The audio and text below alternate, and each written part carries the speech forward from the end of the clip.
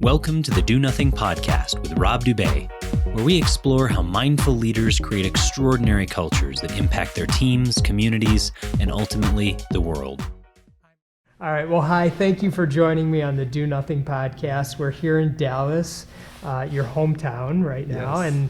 and we're piggybacking off of some time that I'm here at the Gathering of the Games for the Great Game of Business Conference. Yeah. And you've been kind enough to come out and join me for one of the Do Nothing episodes. Yeah, So well, thank you and welcome. It's a pleasure. Thank you so much for having me. Absolutely. I always like to ask my guests as we start, Yeah. how they kind of get themselves set up to be their best each day. Yeah. One thing that I do each morning is do nothing, actually. Yeah. And that's my meditation practice, which Yeah. you know a lot about. So I'm curious about what you do. Yeah. each morning. So I do meditate every morning.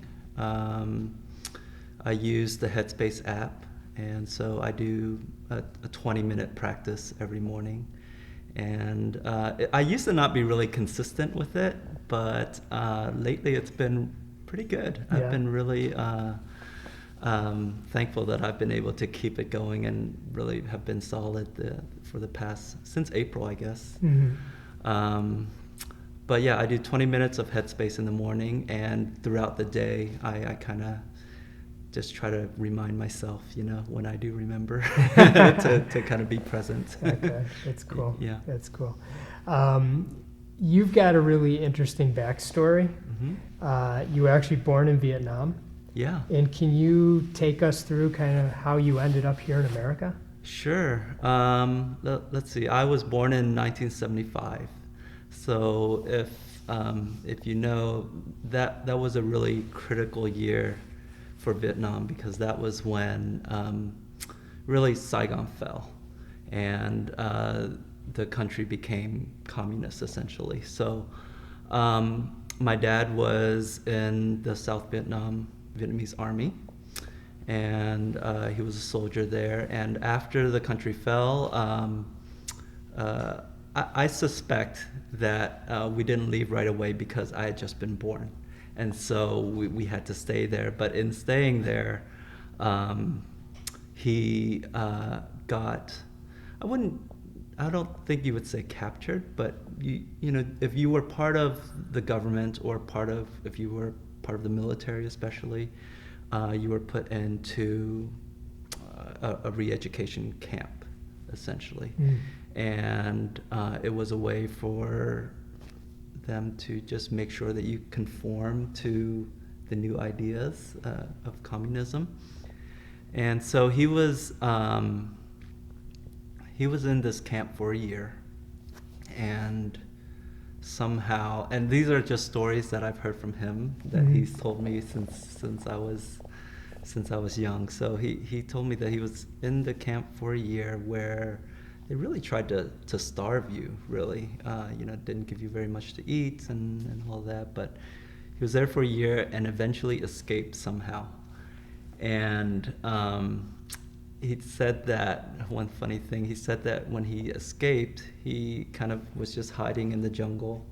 And the way that he would know what leaves to eat was to see what monkeys were eating, and so he'd know, oh, this is edible, so I can eat that. Wow. So he eventually made it to his sister's house, my aunt's, and was there in secret for I don't know how long enough to plan how our family was going to leave Vietnam and flee Vietnam. At that time, there was a lot of you called them boat people that would try to leave Vietnam by boat. So he eventually did. He luckily we came from a fishing family, and so we had access to boats, and we knew the seas, so we knew what time of year to leave, which was very fortunate for us, because a lot of families they didn't have that, and what they would have to do would be to sell basically everything and pay somebody for them to help them flee Vietnam. And a lot of times you'd have to be careful of who you can trust, because they could just essentially take everything you had and turn you back into the government. And so that it was a really big deal for us to be able to do that. And when people left Vietnam at that time by boat, it wasn't like they were leaving. It wasn't like they were leaving with a destination in mind. They were basically leaving, hoping for another allied ship to pick them up. So that's what we were hoping to do, and unfortunately that never happened. And so we were at sea for a week and somehow made it to the Philippines, from Vietnam to the Philippines. And according to family legend, that my grandfather and my dad got us to the Philippines based on a map of Southeast Asia inside the dictionary, about like a 2-inch by 2-inch map. So that is the legend. I don't know if it's true, but but that's what they told me. But yeah, we somehow landed in the Philippines, and were in the Philippines for a year. And while we were waiting for trying to figure out how to get to America, we were fortunate to be sponsored by a church, and church sponsored us, and we were able to immigrate to America and start our lives in Pennsylvania. Yeah. When you guys left Vietnam, how old were you? I want to say maybe 3. 3. Yes. And did you have other siblings at that time? Yep. So I'm kind of putting this together myself, like over the years, to try to figure out what the timeline is. But my sister was born in 1978, and she was on the boat with us. So it was soon after she was born that we fled. So yeah, and then when we got to the Philippines, my brother was born in the Philippines. So that probably kept us there for a year before we can go. So. Okay. And your grandfather was with you because you had the little map, or they had the little map? It was my grandfather on my mom's side. Okay. Yeah, so we actually had 2 boats from our family that went. The first boat was my uncle, my dad's older brother, and they left years before us, and they luckily were picked up by an allied ship and was in Hong Kong for a while before making their way to the U.S. But yeah, we took a lot of people from my mom's side of the family with us on our boat, along with some extended family from my dad's side. And when you say on your boat, were they driving it, or? Yes. Oh, wow. Yes. Okay. Yeah. So that's why the map, they were navigating? Yes, I see. that's right. Okay. Yeah.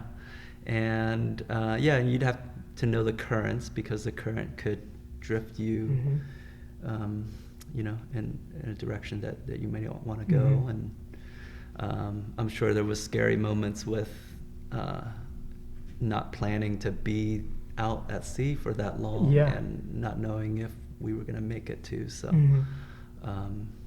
so certainly it was an incredible story that my parents told me when I was young. Where in Pennsylvania did you guys end up?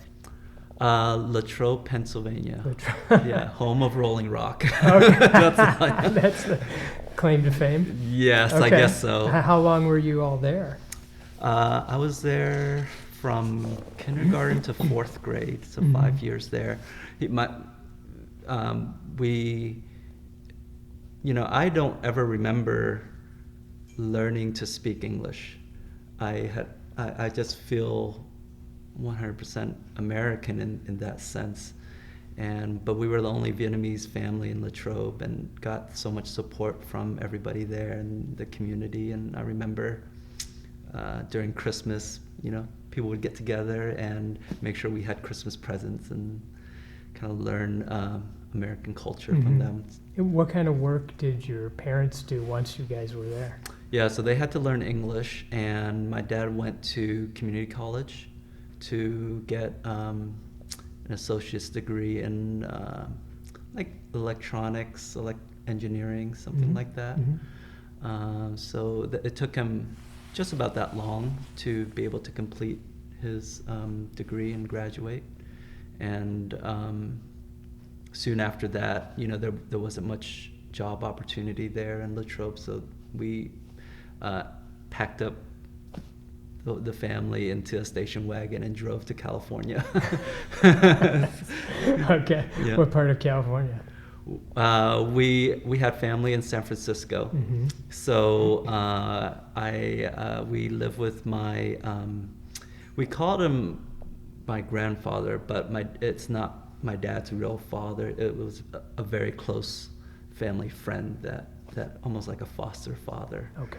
And so we lived with him for a year in San Francisco. So I went from Catholic school in Latrobe, Pennsylvania, to public school in San Francisco. So that was a huge culture shock for me. I bet.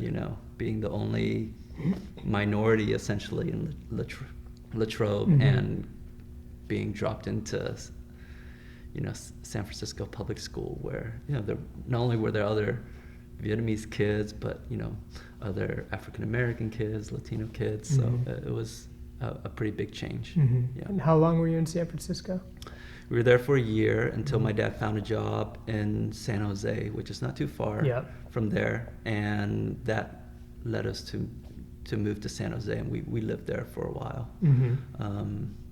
And yeah, he was working in technology. I think Sun Microsystems at one point. Oh yeah. And, just working on circuit boards and assembling boards and monitors and things like that. Yeah.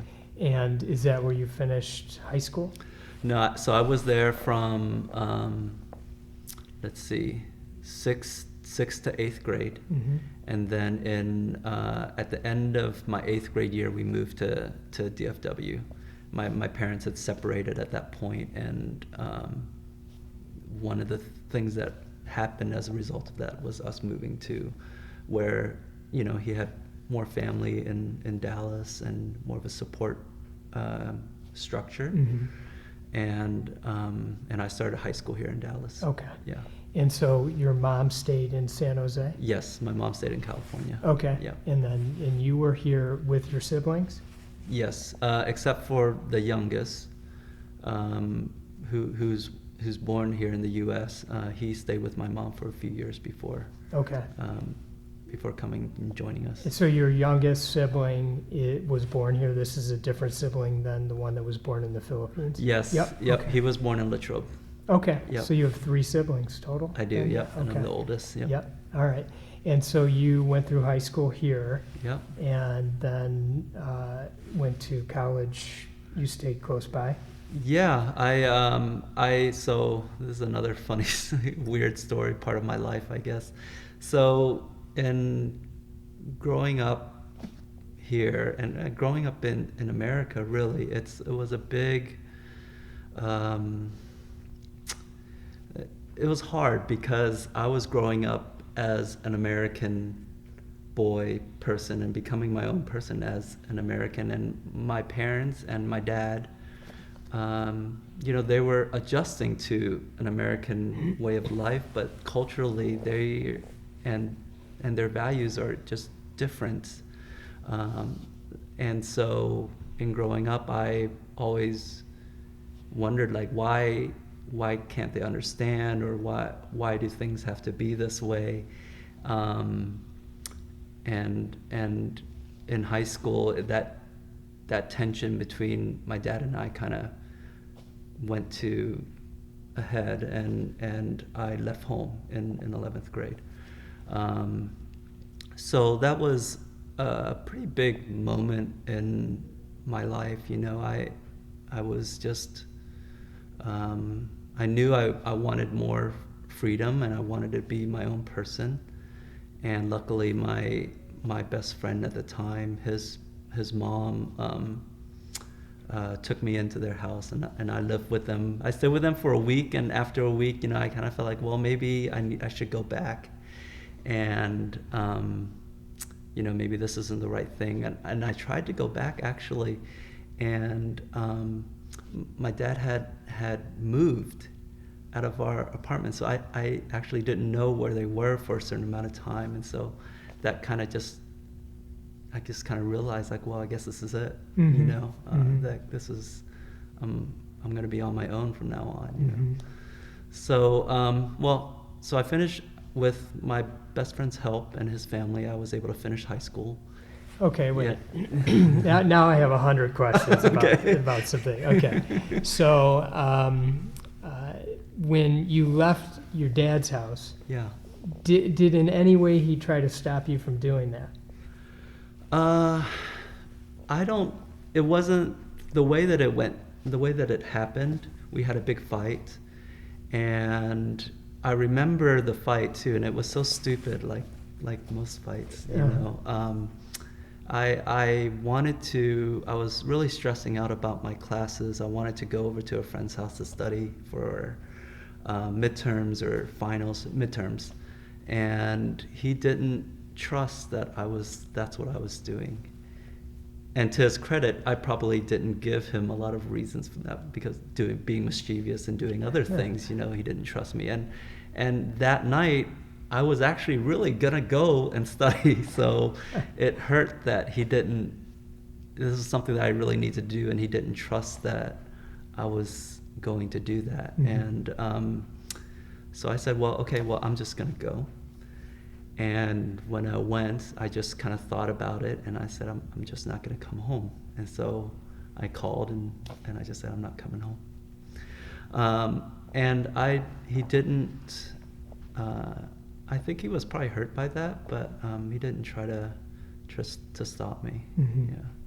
The family that you went to live with, your best friend, Right. did his mom or parents try to call your dad and say, Hi's over here, just want to let you know that he's intending on living here, and we're okay with it? She never did, and do you ever wonder about that? she tried to. I know that she talked to me to try to get me to come home, and I think that To go home to your dad? Yes. Yeah. And when I did try to come home, and there wasn't really a place for me to come home to, I think that was kind of the decision at that point. And because, I mean, there were several weeks where I didn't know how to contact them. It wasn't until a few weeks later when I talked to my cousin that I heard that they had moved to Arlington. And they is your dad and your siblings? Yes. Yeah. It wasn't like we had Facebook at that time. Yeah. We're not as connected as we are now, right? Couldn't just send a quick text. That's right. No one had cell phones or anything, right? So it wasn't like I could call somebody. So the closest person I could call was my cousin. And was your mom, was going back and being with your mom out of the question? Yeah. It never crossed my mind, because, you know, when my parents separated, looking back on it now, they probably could have handled it much better now that I'm older and adult, and probably I'm older than them now than when they separated. But looking back, they just, from my point of view, didn't handle that separation very well. And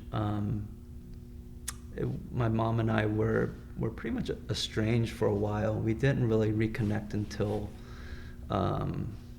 really when I started college, and wanting to kind of becoming an adult and wanting to kind of find out what happened, and you know, find out more about her and learn more about her. So.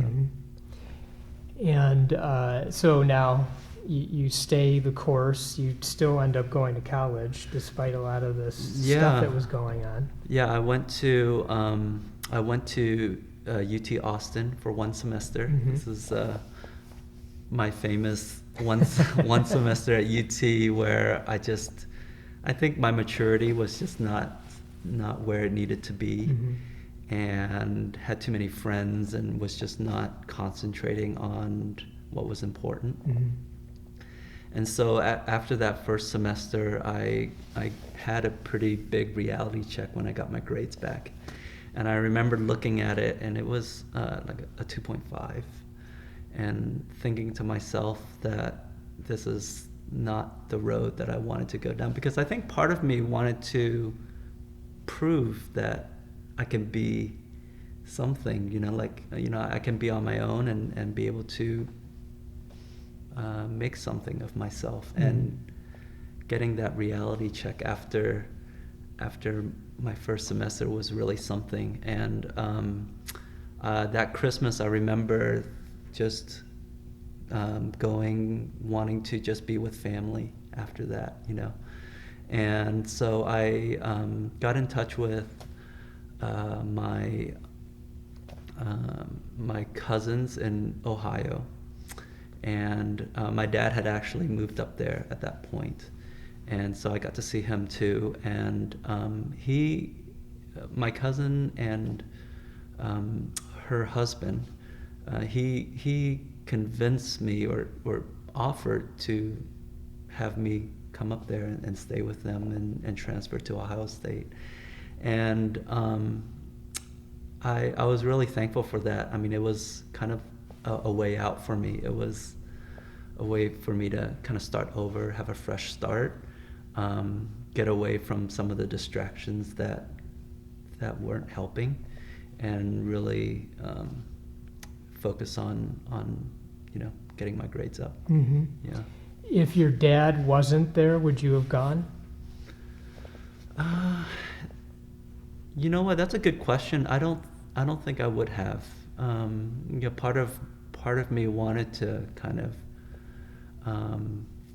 just at that point, I just really felt like I needed them.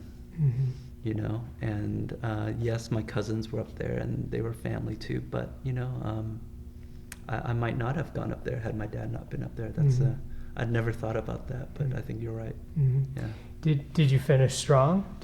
I did, yeah. So when I was at Ohio State, didn't know anybody, so all I did was study. So yeah, I made Dean's List for a couple years, and which really helped, because after a while I did make some friends and got to experience college the way that I had always imagined it, with making some really close friends and trying to scrape by on pizza and ramen, Mm-hmm. But yeah, thankfully my grades from the first few years kind of evened out, Mm-hmm. Grades from my junior senior year. Mm-hmm. I'm always curious, that part of our lives, kind of as we're growing up, and then we get into our getting out of college is kind of the real reality check, I think, for those that go to college, Right. and really have to make a living. Right. Who were one or two of the most influential people for you during that growth time for you? During college? Just throughout that whole growth, as you were growing up. Yeah. It's funny. I look back on it, and in my life, I have role models, and my dad was certainly one of them. And I think a role model can be kind of one of two. It can work one of two ways. You can look at somebody and say, wow, this is someone that I really admire, and this is one that I want to emulate, and this is what I want to be like. And then on the flip side, it could be, hey, this is someone that I don't agree with, I don't want to emulate. They're still a role model, but they're influencing you in a different way. And I think my dad was both of those for me. People are complex, and so he there was certainly very good, admirable traits that I love in him, and things like family and education, like those are his strong points. But there are others that like I don't think I would do that, like Mm-hmm. how I would treat my wife, or Mm-hmm. things like that. So Mm-hmm. my dad certainly influenced me with that. My best friend's mom, who took me in, who just showed me that compassion, and she's a counselor, psychologist, so she has experience there too, I guess, but certainly she influenced me. But yeah, I think those are the two. Do you stay in touch with your best friend's mom? Yeah, we're really or close. your best friend or best friend from the time? Yeah, we still do. Actually, I just they're kind of going through some tough times right now, and you know, I see them and talk to them, and same with you know, I call her mom too. You know, Yeah. and she calls me her son, and yeah, we're pretty close. Mhm. Yeah. So, did you come back down to Dallas after college? Yeah, so after graduating, I worked as a consultant in technology in Ohio. Oh, in Ohio. Okay.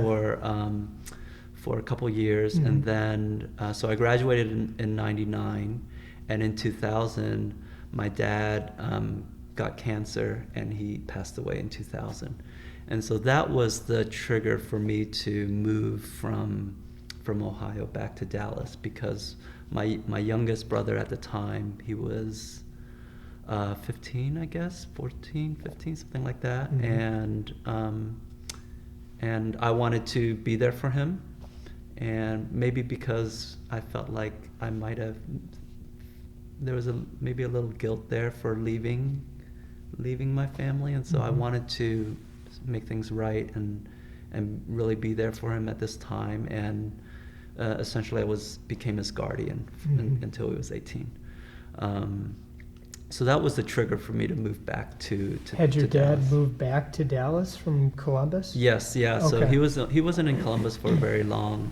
It was just long enough to kind of get financially get stable, and then looking for work and he eventually found a job in Dallas, and kind of funny enough, during college, there was a point where my dad and I both worked at the same company, because I was co-oping, and he was working full time at Nortel, and I co-op for Nortel, and so Nortel is a huge company, so we didn't see each other during the day, but I knew that he worked there, and we did meet for lunch, you know, a few times, and I think that was the first time that I was able to talk to my dad as an adult, and he talked to me as an adult without, you know, trying to explain why he made the choices that he made.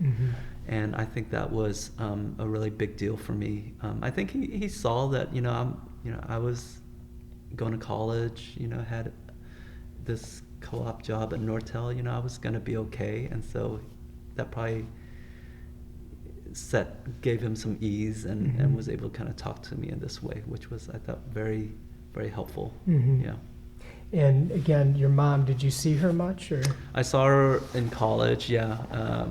Around the same time that I went to Ohio to kind of be with family, I reached out to my mom as well, because I wanted to see her and reconnect with her, and just, you know, be a part of her life. And so I saw her that Christmas as well. Yeah. And when your dad had cancer, did that was it a quick process, or? It was pretty quick. I found out, and it was, I want to say, weeks or a couple months later that he passed away.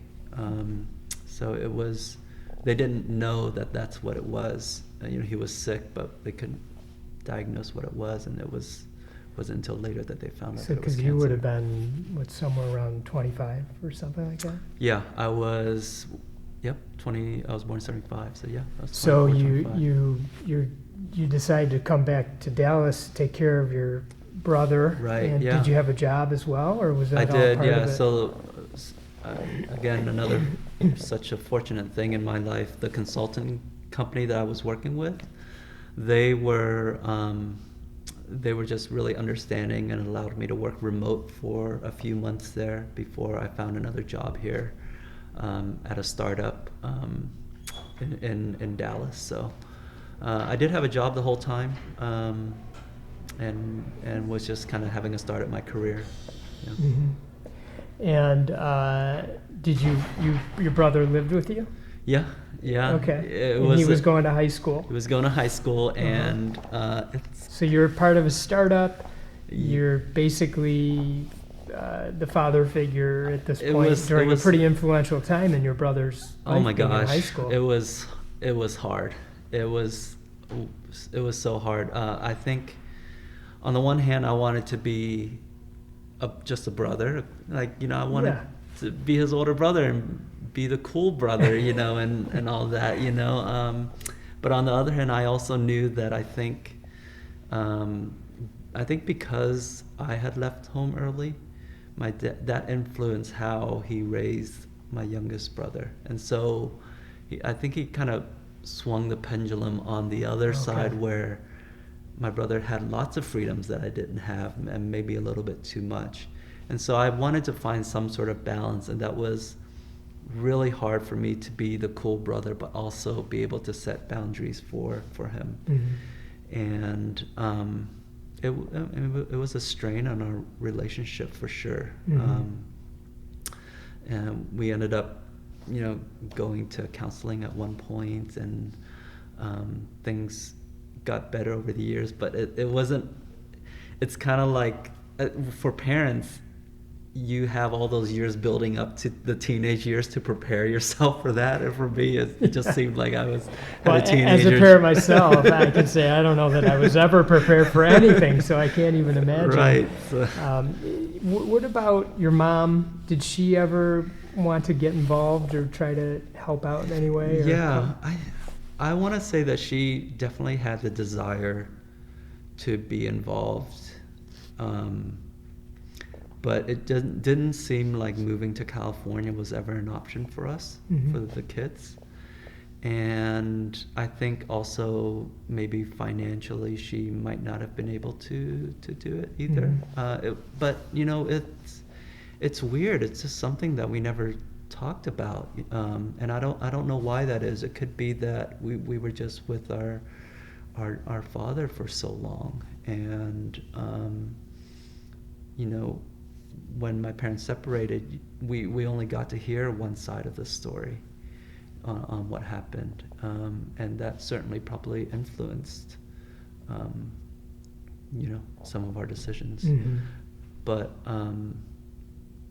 no, I don't think. My brother certainly didn't ask to move to California and be with her, mm-hmm. and he was happy that I was there, I think, and was able to be a positive influence for him. Mm-hmm. Yeah. And so you were part of the startup, and how long did that go for? That was pretty short-lived. This was during the .com boom, and so. This was a company that what I felt their primary mission was just to IPO, and that's certainly not a good goal to have if that's just your goal. Mm-hmm. And so they did run into some financial troubles, and actually my paychecks bounced, and that's when I realized that I needed to get another job. Uh-huh. But kind of funny, at that time I really wanted them to succeed, you know, and I was single, and I didn't own a house, and I just had my brother, and so I knew that there were other families, my coworkers who I cared about, that really needed that paycheck. So I made it a point to just say, hey, if you need to pay somebody else first before you pay me, that's fine. And so they did that, and yeah, a couple paychecks bounced, and I was like, well, I think I'm gonna have to just leave and find another job, and that's when I was interviewing around, and I met Brad and mm-hmm. His dad's Brad company. Herman. Yes, yep. My business partner. I have one question about the startup, and when the paychecks were bouncing, right. The way you say the story, I don't feel stress at all. Yeah. But when I imagine it, I imagine a 20-something-year-old with who's raising his brother in I guess an apartment somewhere here in Dallas. Yeah. Being like, I need my paycheck. So did you have some money that you could fall back on? Or? Yes, my dad had. When he died, he had some money that was left to us, and also his Social Security benefits as well. Okay. So that helped, and but yeah, I you know, looking back, I didn't. It didn't feel that I was doing a heavy lift, if that makes sense. Sure. I was just taking it one day at a time and just making it work. And maybe probably because realizing that my parents and family have been through much worse,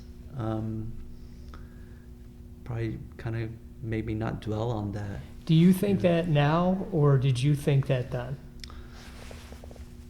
Like that it wasn't stressful? In other words, when you say our family's been through worse, did you realize that in your 20s? No.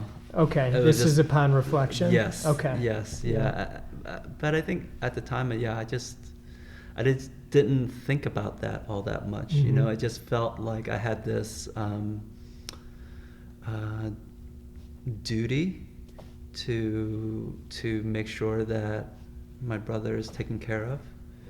And maybe it's also me thinking that, you know, trying to give my brother something that I felt was missing in my relationship with our dad. So that could have been it too. But you know, it's just, you know, I didn't dwell on it, I guess. Yeah.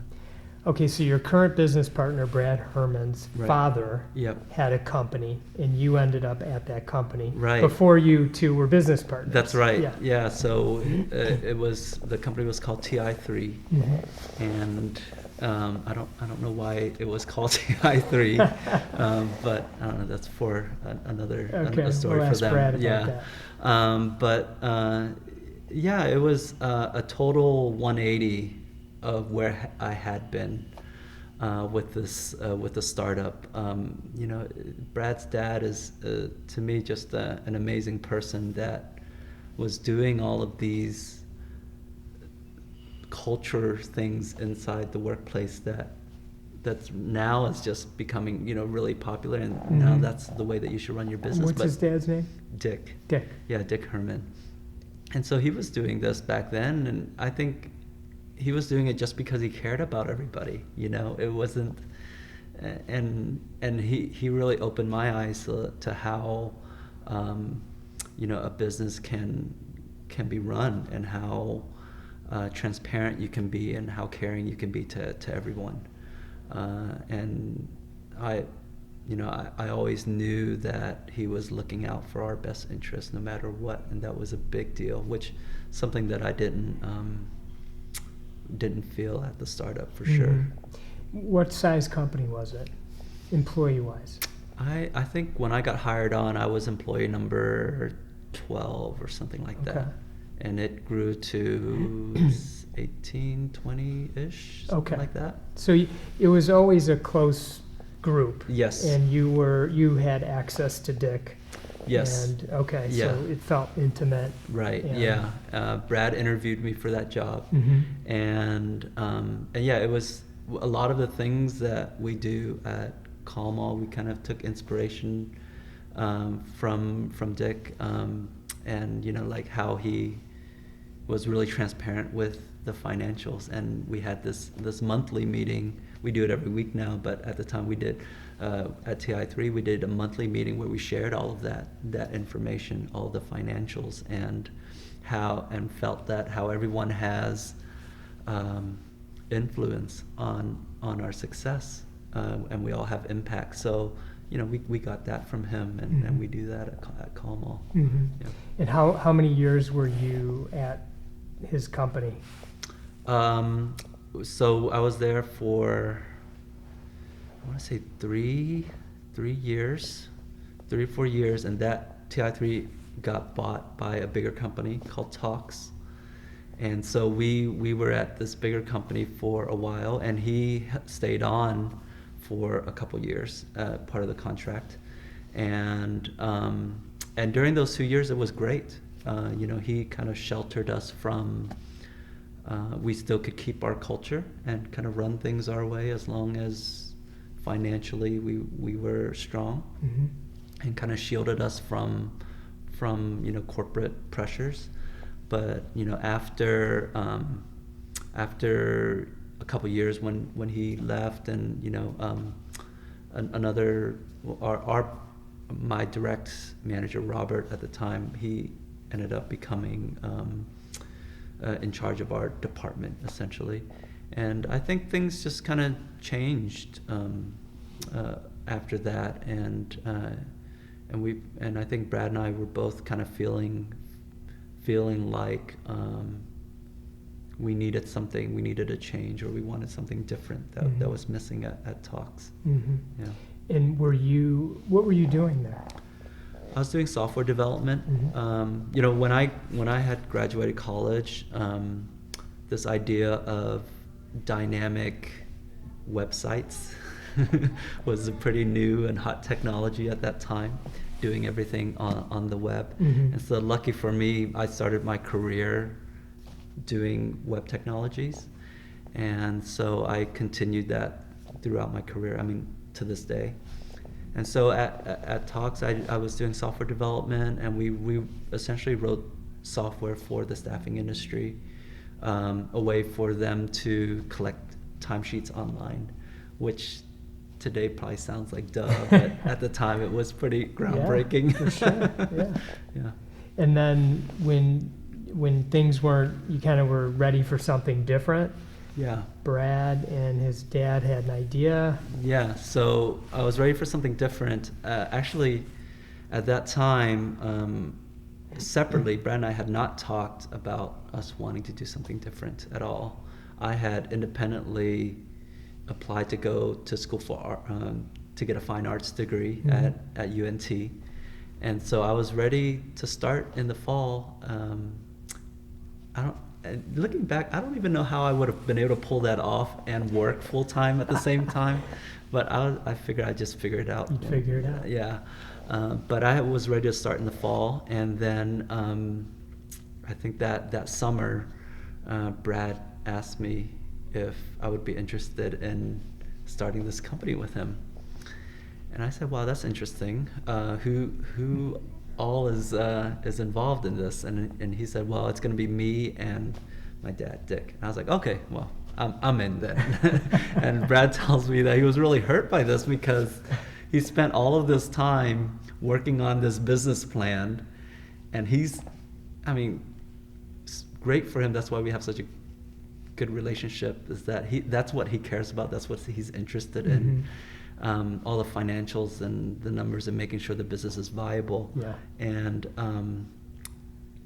I'm not really interested in that. And I knew that if it was him and his dad starting this company, I knew it would be good. Mm-hmm. So When they asked you to be a partner in the company, mm-hmm. was there ever a time where you thought to yourself, wow, I'm about to be an owner in a company? Yeah. Because you'd worked your whole life up until then. Yeah.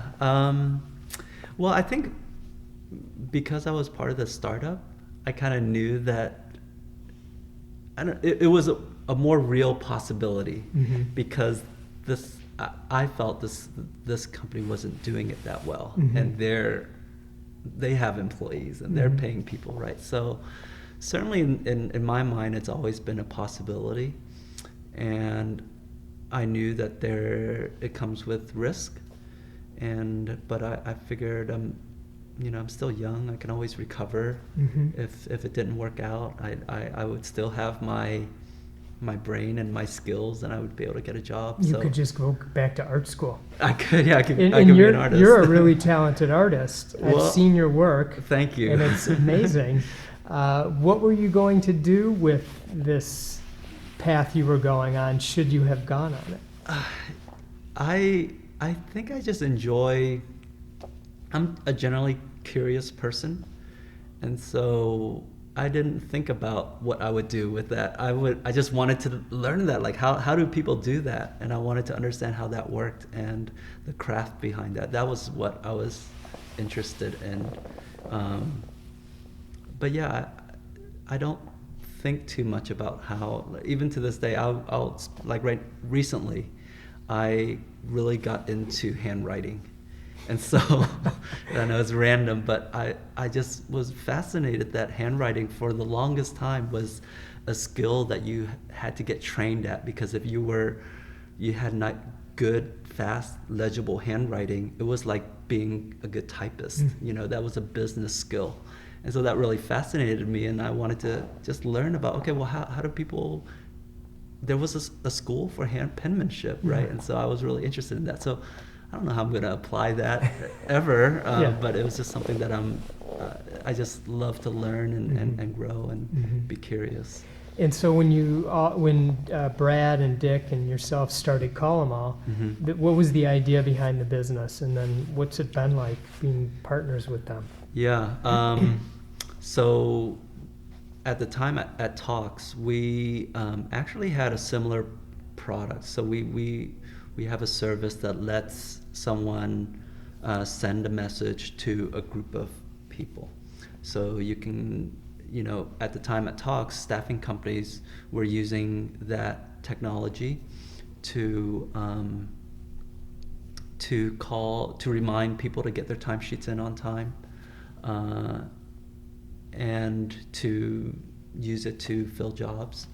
So we were already doing that at Talks, but it was set up in a way to where you had to be pretty big in order to work with Talks, and you had to sign contracts and things like that. And I think we were turning away a lot of business that I think Brad felt that there's a market there for this. And so that's when he kind of came up with this idea of creating a service, this mass calling service that was easy enough to where anyone could use it. And you didn't have to sign up and require a contract. You can sign up online and just get started right away, and it'll be all self-service. So that was essentially the idea. And luckily, when we approached our boss at the time, Robert, and to tell him about this, it was kind of funny because Brad went into Robert's office and said, "Hey, I've got some news for you. I really want to make a go at this business, and this is what it is." And he was totally fine with it. It was totally separate markets essentially, and so it wasn't like we were competing. And then Brad finished that conversation with, "And I have some other news." The real bombshell. and he said, "You're gonna have to call Hi in here as well." And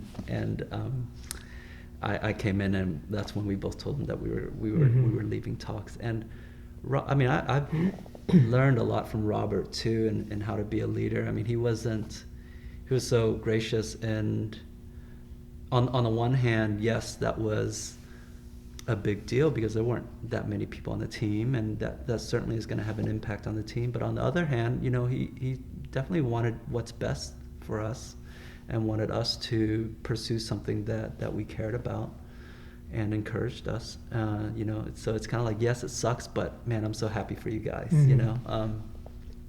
So certainly something that I've taken away and learned from Robert, and how he handled that. Were you leading a team at Talks?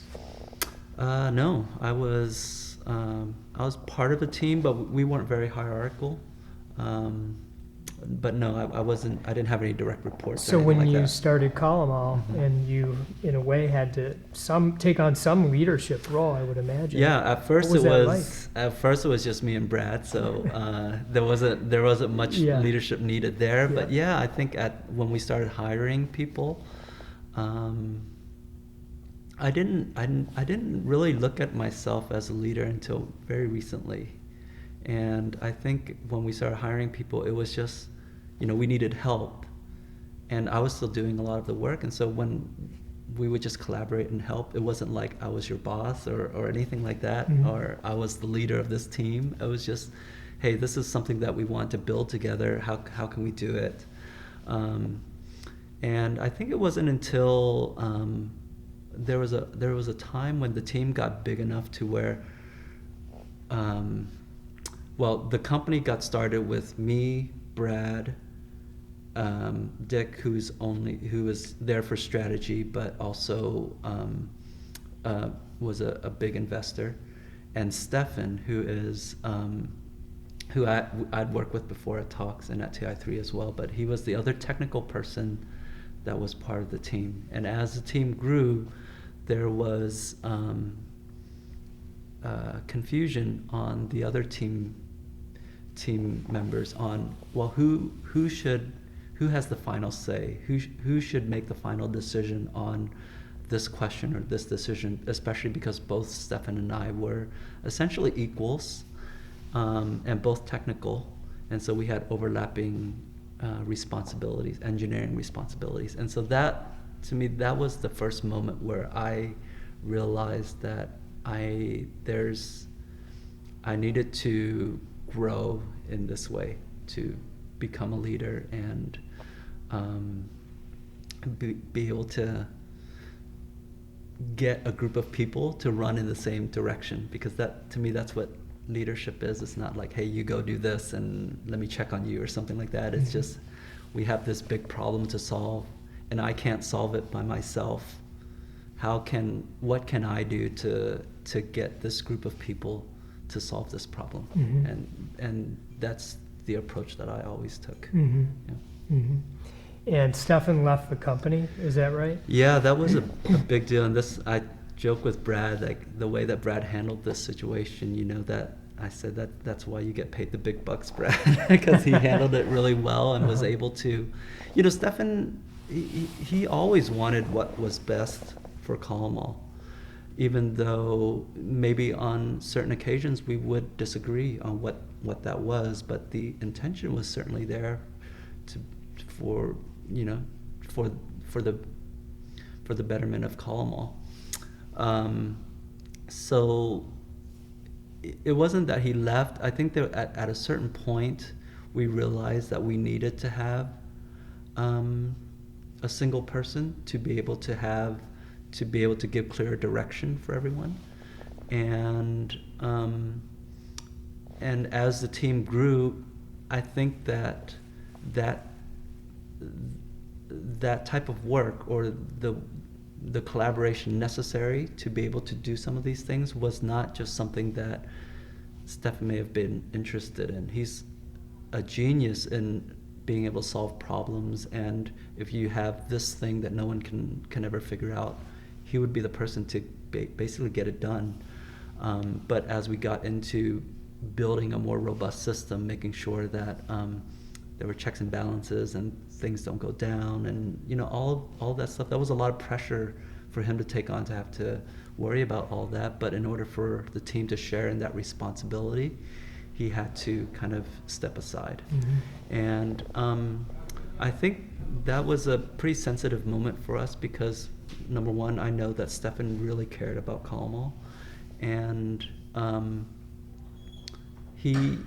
not sure if he wanted to step aside, but I think that he knew, or he heard what we were saying and wanted to do something that for Kalmall, and I think, looking back, I think he was probably disappointed that had to happen, but he's always been supportive of that decision, and he still comes in and checks in. In fact, we got a message from him this morning, like, hey, this email doesn't look right, can somebody fix this? No way. We ended up fixing. So he's certainly always there and watching and giving input. And so how many years has Kalmall been around now? This year I think is 13. 13 years. Yes. Wow. Yes. Amazing. Yeah. And its roots are in this phone service. Like, if my kid's school calls out and says it's a snow day or something like that up in Detroit, they might use a service like Kalmall. Right. But things are shifting in your industry, correct? Right. Yeah. We, when we started Kalmall, both Brad and I knew that. Well, we thought that we could be building a 5-year company, because with the way the internet was going, with Facebook, Twitter, text messaging, like all of that stuff, we thought that people probably won't be using their phones very much longer. They will just be texting or using online services to communicate. But to our surprise, it's been a lot stickier than we had originally thought. So the voice business is still a pretty good chunk of our business. But yes, I know from experience that I prefer getting text messages over phone calls, and I think as a society we're kind of trending that way, and so text messaging is certainly a big growing part of our business and something that we're putting a lot of resources in to try to be better at, and listening to what our customers want and kind of solve that need. How many team members are now part of Call 'Em All? 24. 24. And congratulations, you guys were listed on the Forbes Small Giants list this year. Thank you so much. What was that like? Oh, we were so proud. I think, yeah, it was that when we got that, I think that after that dinner, Brad and I went out and was just, having drinks with people and at the bar, but we took a moment to call Brad's parents with a video message, cool. to kind of thank them and share in that moment. So it's certainly something that we were really proud of. And I don't know why it's just validation that we're doing something right, I guess. Sure. And the fact that people that we've learned so much from, companies that we've learned so much from, like you and other companies in Small Giants, were also recognized in that list, but also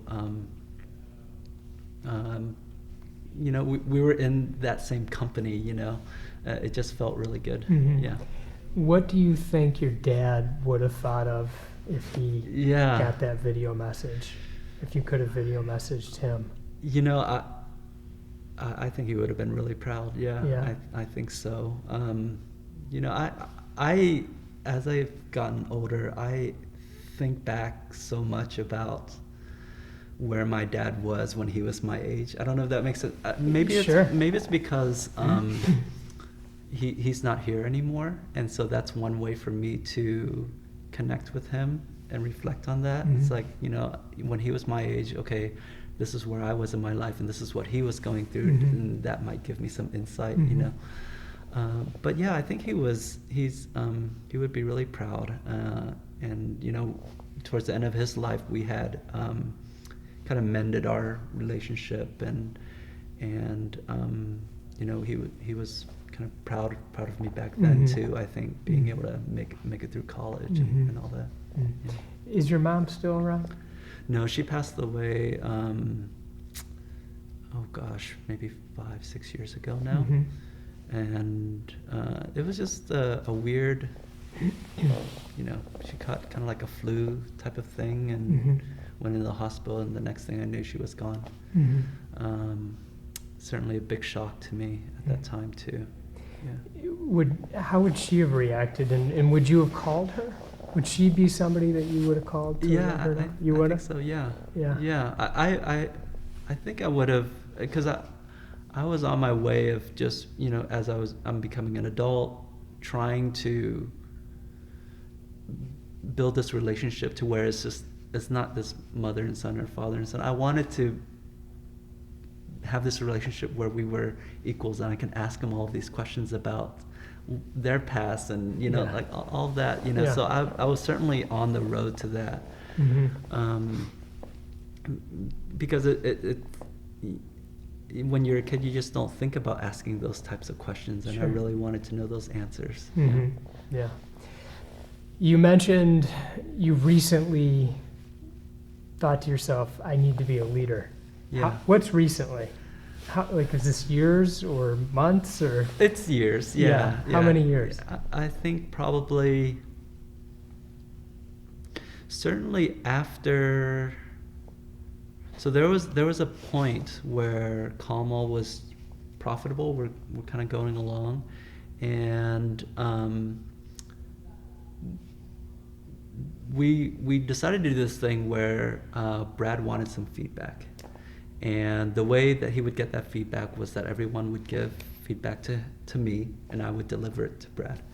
And one of the things that that we all came up with was we wanted Brad to do less operations and to think more strategically. And he was so happy to be able to receive that feedback because I think for him, getting into the operations was, I think, what he felt he needed to do. Mm-hmm. And us telling him that, hey, no, we actually need you to do this other thing, something that he probably wanted to do anyways, it kind of gave him permission to explore this whole other side of being a leader. And that's when he started going to GrowCo, an Inc. conference. Yep.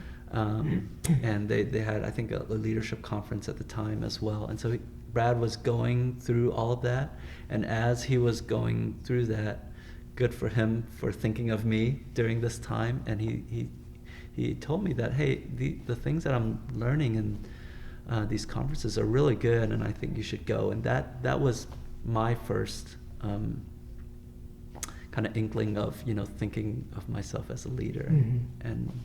and all that.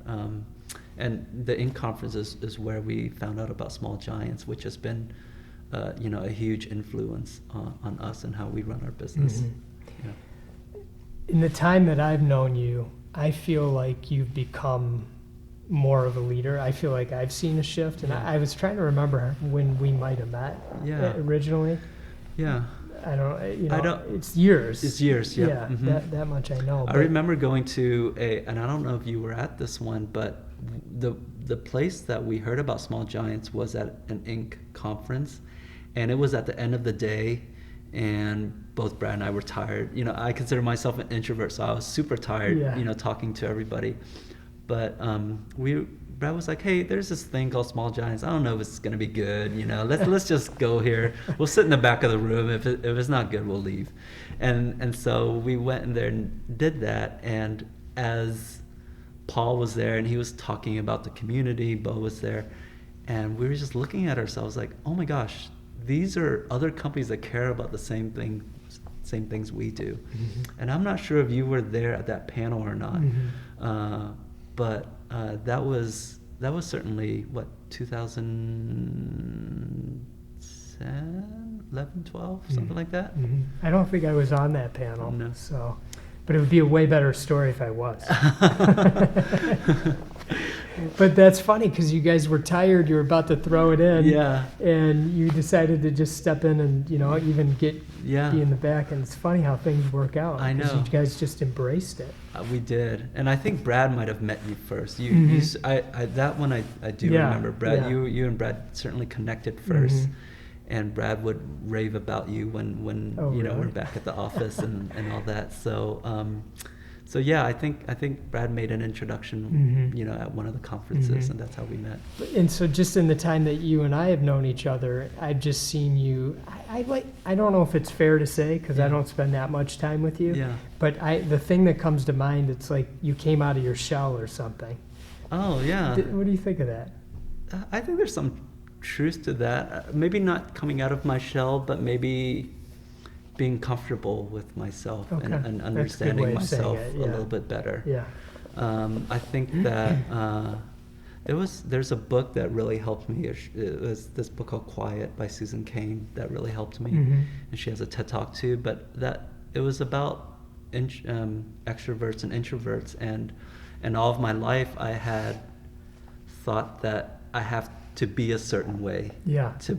Because there was something deficient about the way that I am. Mm-hmm. And that talk in her book made me realize that wasn't the case, that the world needs both types of people.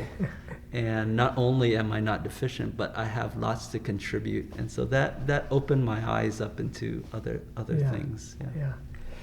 Your experience, do you ever take a step back or reflect and think, all these places that you came, starting back in Vietnam, right. Philippines, Pennsylvania, all these different places that you went in this really short period of time. Right.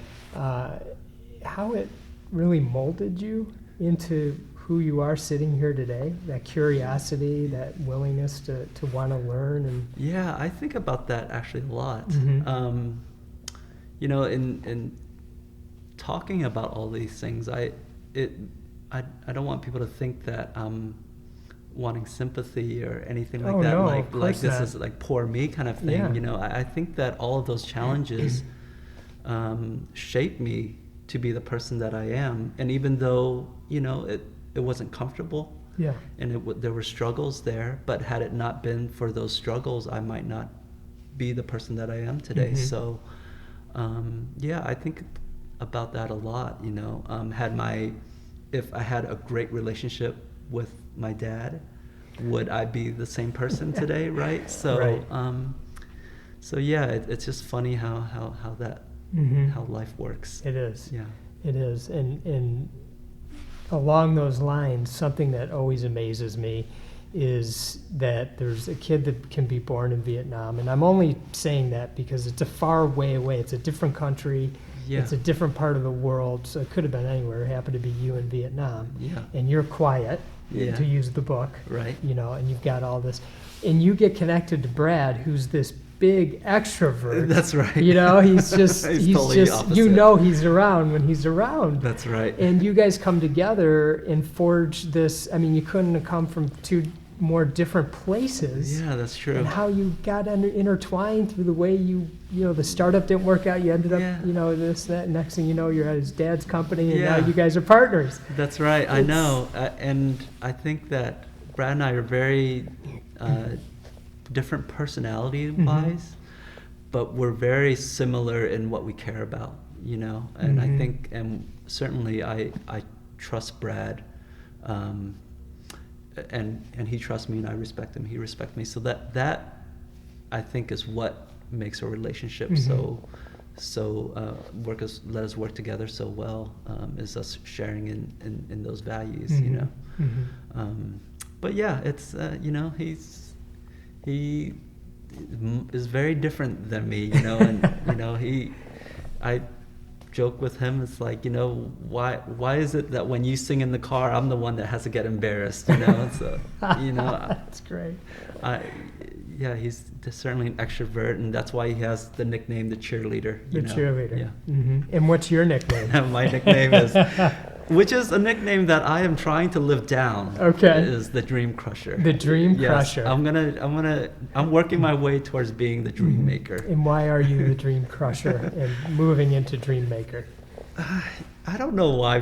We don't get to pick our own nicknames, and so the team thought that was a deserving nickname, unfairly, in my opinion, because being in charge of engineering or heading up engineering, I don't feel that that's helpful to spur creativity, to crush people's dreams. Yeah.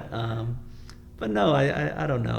I think it's just all, you know, they like it because probably it bothers me that, that this is not how I want to be. Maybe, you know, going back a little when you had things to prove, like with your family and everything, yeah. maybe this is just another thing you have to prove, that That's you are right. actually the dream maker. That's right. And yes. I love your uniqueness. I've always really appreciated that in you, as you wear these fantastic hats. Yeah, thank you. And I think I would never, if I had to pick the car that you drive, I would never pick a Ford F-150. That's right. What's the deal with that? Well, when I first graduated college, my first major purchase was a car, and I picked the normal, typical Asian car. I picked a Honda Civic, which I loved, and that car ended up getting stolen and stripped, and all, because that's very common with Honda Civics. But Okay. But anyways, I got another Honda after that, and then I got married. And when I got married, we had a house and everything. I was like, this convertible is not really working out. And so I decided to get a truck, and I just love my truck. And yeah, I've had it since 2003. It's a 2001 Ford F-150. You've had it for that long? Yes. So 2003, 15 years? Yes, we moved when we first started Great. Call Mall. We have pictures of us buying secondhand desks so that we can use these secondhand desks at our office at Call Mall. And we picked up those desks in my truck, and there was my truck there with, you know, when Calmo got started. So, But then along kind of the opposite lines, it's my understanding that you purchased a sort of fixer-upper Mercedes from the 80s. Yes, it's and a 70s. It's 70s, and you're 76. working your way to the fixer-upper. Yes, So you got that part of it too? It goes back to wanting to learn, and like I know nothing about cars and doing my own maintenance and all that. So that was something that I wanted to learn, and that's why I decided to get a classic car, and so that I can learn about like cars nowadays. You probably can't even work on it yourself if you wanted to, because you have to hook it to a computer and all that stuff. But the more simpler cars back then, you know. And what stage are you in with it? It's I mean, it's drivable and we have fun with it. Okay. Yeah, but it has its quirks, you know.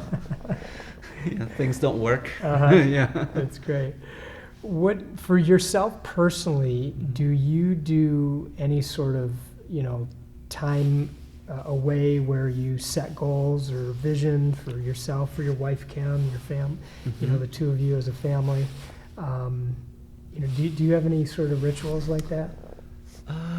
No, I not personally, and I think even at Calmo, that's something that we don't do enough of. We do some visioning, and we do that,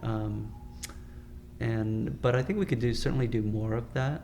I do find that helpful, and that could be a to-do for me to write a vision with Kim, because I think that would be really helpful. We're renovating our house right now, and so I think that would be a good start to kind of have a vision for that. So yeah. And Zingerman's has a pamphlet, which is about personal visioning. Yes. And similar to, I think you guys, Calmo went through the Zingerman's visioning process. We did, we took the company to Ann Arbor one year. Because Ann Arbor was just one of the companies that Brad was able to visit during, I think, a Small Giant passport at the time.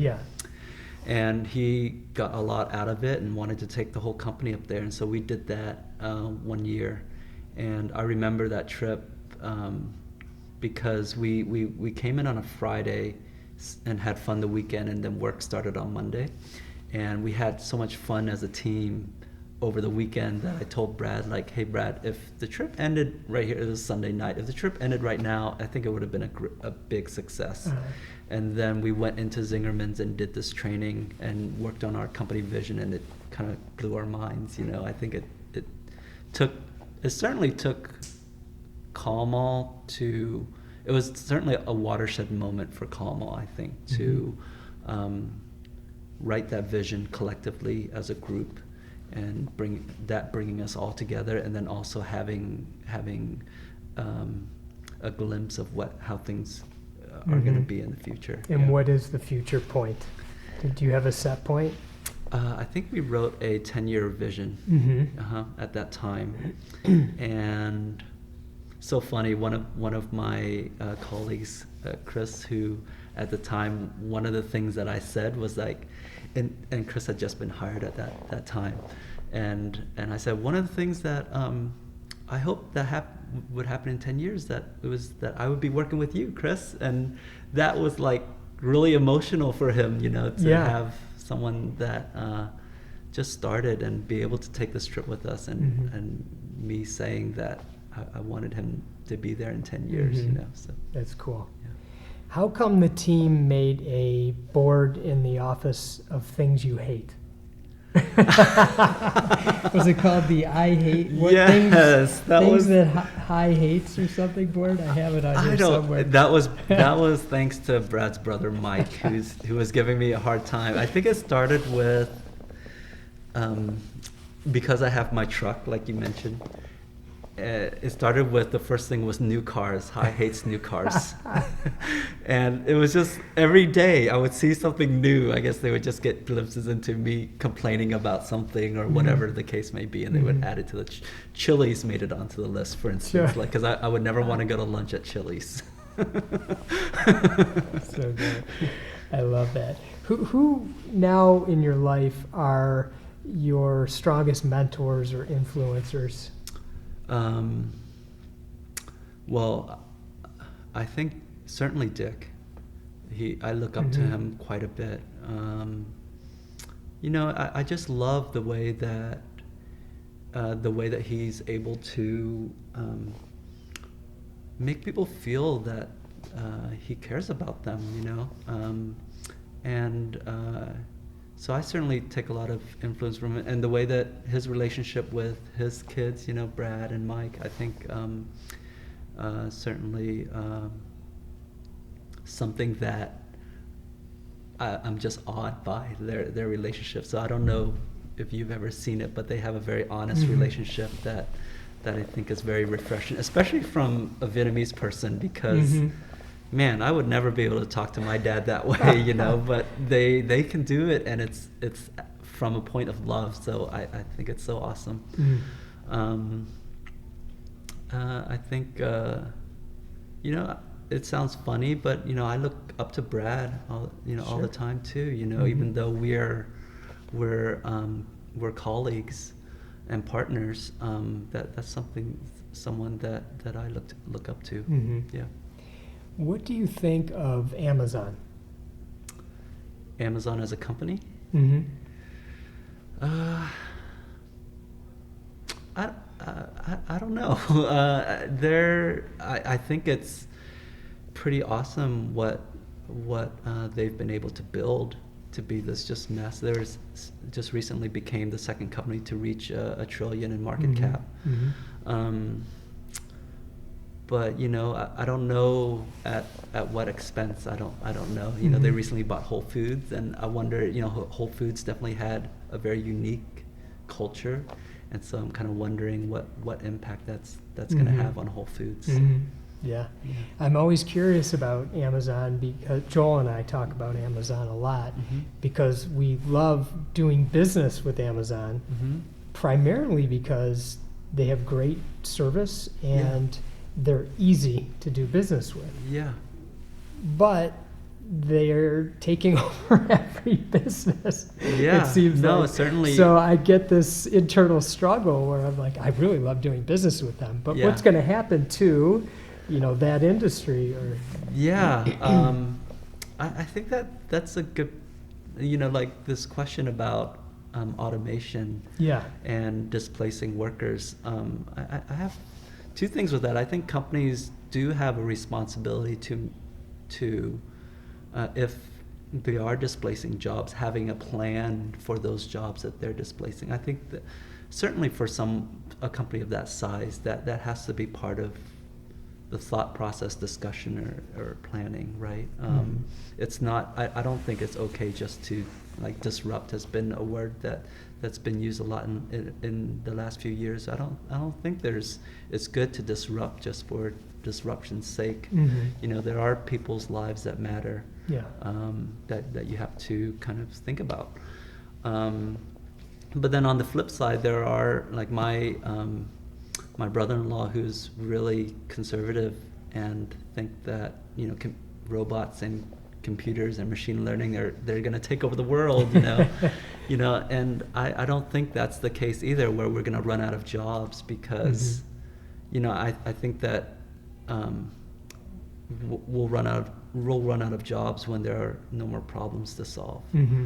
And so I think we've got lots of big challenges ahead. So that's good. We'll run out of jobs when there's no more problems to solve. That's good. True. Yeah.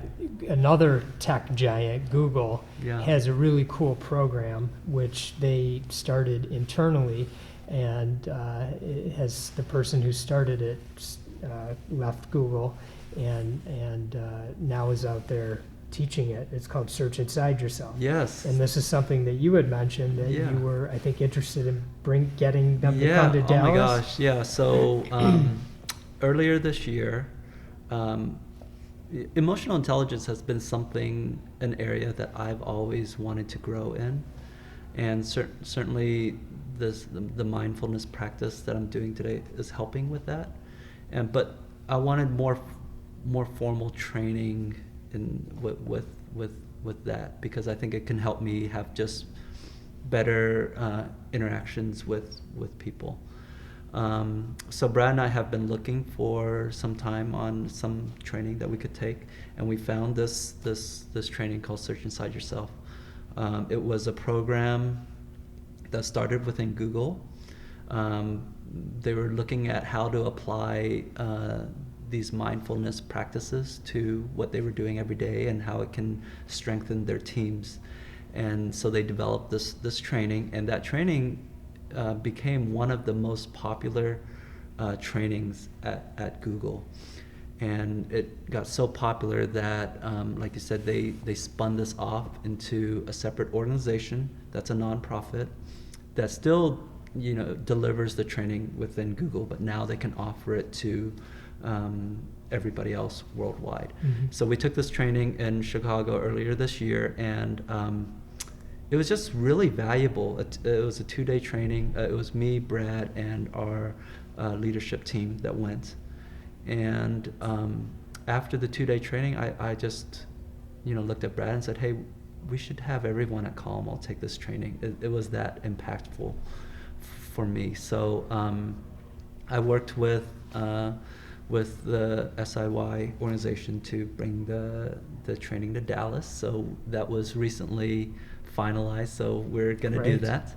And yeah, I'm just looking forward to everyone else at Calm be able to take that training, because I think it'll be really helpful for our company, and hopefully people outside of Calm too. And I pitched it to my wife Kim, like, I'm bringing this training here. Do you think you would take it? And she looked at me with like a straight face and said, "Why?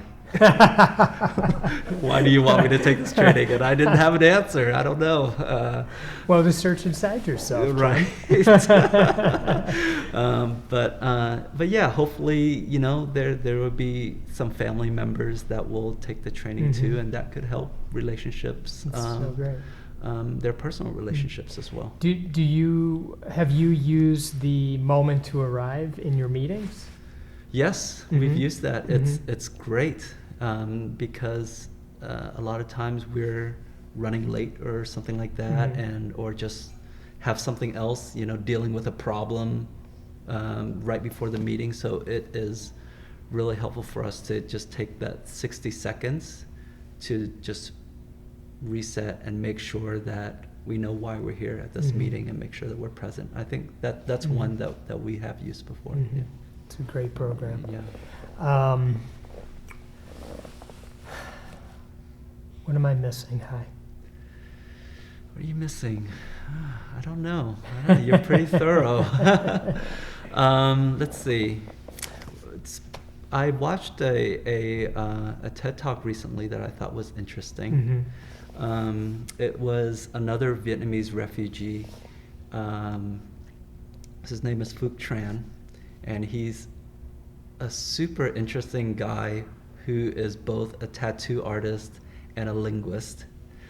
And he was talking about how the differences in languages. In English, we have this thing called the subjunctive, which allows us to express how things could be, like allows us to dream about the future.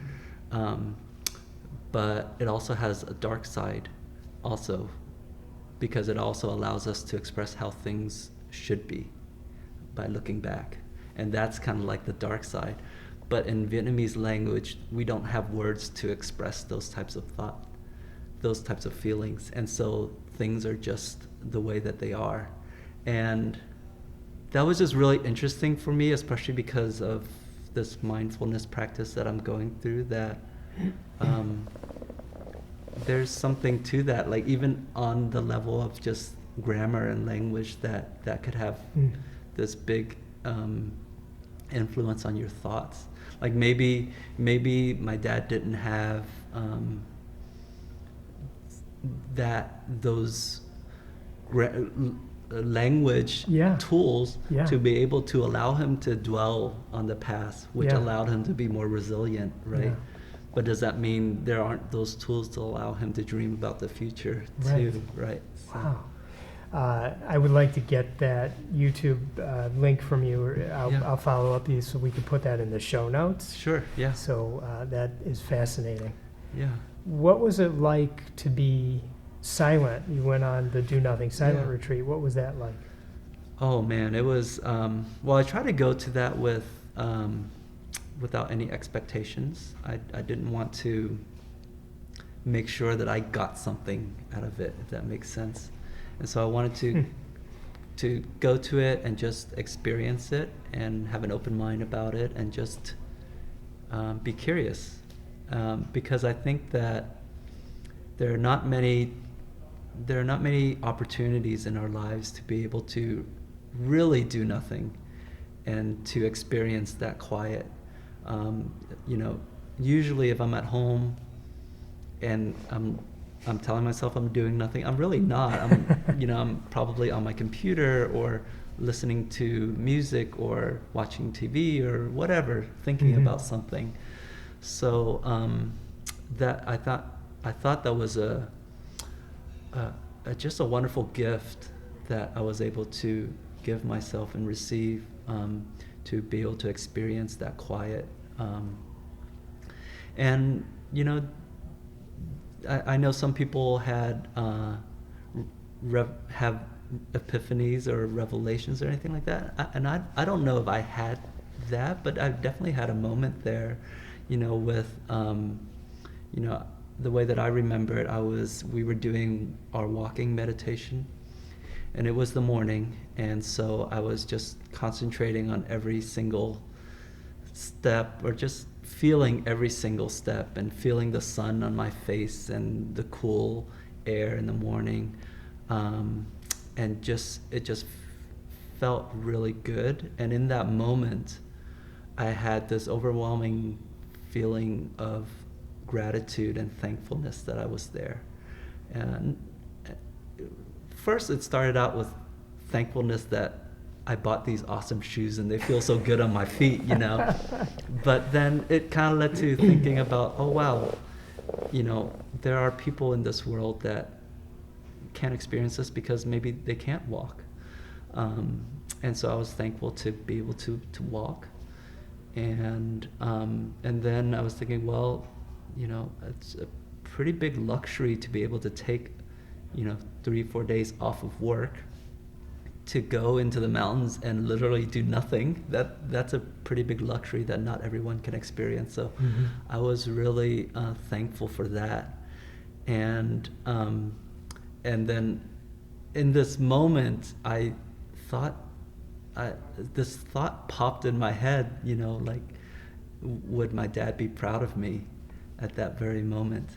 And I don't know why that popped into my head at that point. Maybe because I was feeling very thankful and I was just thinking of him, and and that was a question that I asked myself like hundreds of times.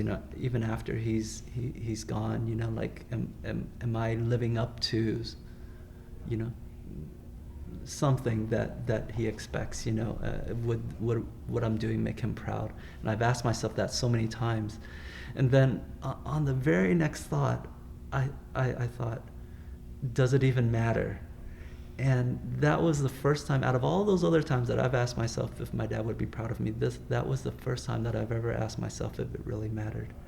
And it was just very freeing. It's not that I didn't care that he would be proud of me or not. It wasn't that. It just wasn't that. I didn't have to cling on to that anymore, and so that after that thought, that really, it like shocked me, and then I was like, oh my gosh, what am I doing? And then I was like, I'm thinking. I should be, just being here and thinking about every step. So I went back to thinking about every step and just letting that go. And then later on that night, I was laying in my bed and just kind of thinking about what happened during the day, and that moment kind of entered my brain. And one of our teacher during the retreat, Janet, she talked about this idea of letting go. And I thought of that moment of letting, maybe this is something that I needed to let go. And as I was thinking that, I was like, oh yeah, that could be it. That's good. That got something, got something out of this, And then I thought, well, if I let that go, what if this thought of making sure my dad was proud of me is what makes me who I am, that what gave me the strength to do everything that I've done up to this point. And I was just kind of like, I didn't want to let it go, so it was an interesting, it was a weird thought of having both sides of it, letting go and wanting to hold on to it. And then I realized that, hey, those are very interesting thoughts. And then I just rolled over and went to bed. Oh, that's a great story. You said at the outset, I don't remember when exactly, but you said people are complex. Yeah. And I think that's a great example, because these things that happen in our lives are complex. And it isn't always as simple as, just let go, or hold on, or whatever. Yeah. And what I love about your self-awareness is the ability to think through those thoughts and ideas and maybe not even come necessarily to a conclusion. Right, yeah. I think it's only recently that, because I've been practicing that, I'm giving myself permission to be okay with it and not having to solve that problem. And, I'm an engineer. That's what I do, is solve problems. Right. But yeah, I think you're right. There are certain things that aren't solvable, at least right then and there. And it's okay to kind of let that go and move on and see what happens. Yeah. Wow. Yeah. Thank you for sharing that. Sure. That was really nice. And it's a good way to end, I think, that our conversation, because that was really a special story. And, I have much gratitude and love for you. Yeah. Hi. Over the years, getting to know you. Yep. And you were at the top of the list of somebody that I wanted to sit down with. And so I just thank you for taking time out of your day to do this. And I know there's many nuggets in our conversation that are going to be useful to many people. So thank you for being so open and sharing them. Well, thank you, Rob. It's been a pleasure talking to you. And I've learned so much from you. I mean, you're the one that got me interested in taking up meditation practice. So I'm so thankful for you to introduce me to that. Thanks, Hi. Yep. To learn more and join the conversation, please visit donothingbook.com. And if you haven't yet, leave us a rating and a review. Your feedback is what keeps this show going. Thank you.